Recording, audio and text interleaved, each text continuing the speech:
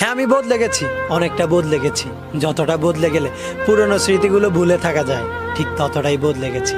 আমি বদলে গেছি এই কথাটা বলা সম্পূর্ণই ভুল হবে, কারণ আমি স্বেচ্ছায় বদলাইনি, আমি বদলে যেতে বাধ্য হয়েছি।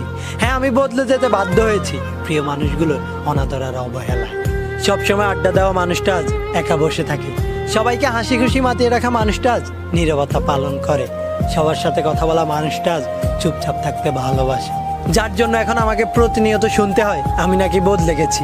হ্যাঁ, আমি বদলে গেছি, কিন্তু আফসোস যে এই মানুষগুলোর জন্য আজ আমি বদলে গেছি, সেই মানুষগুলোই আজ আমি বদলে যাওয়ার কারণে আমাকে বলে আমি নাকি স্বার্থপর আর অহংকারী। সত্যি তো এটাই, বদলে যাওয়াটা সবার চোখে পড়ে, কিন্তু বদলে যাওয়ার কারণটা কেউ জানতে চায় না। বন্ধুদের শত অপমান মুখ বুঝে সহ্য করে নিতাম, কারণ আমি বন্ধুত্বটাকে অনেক বেশি ভালোবাসতাম।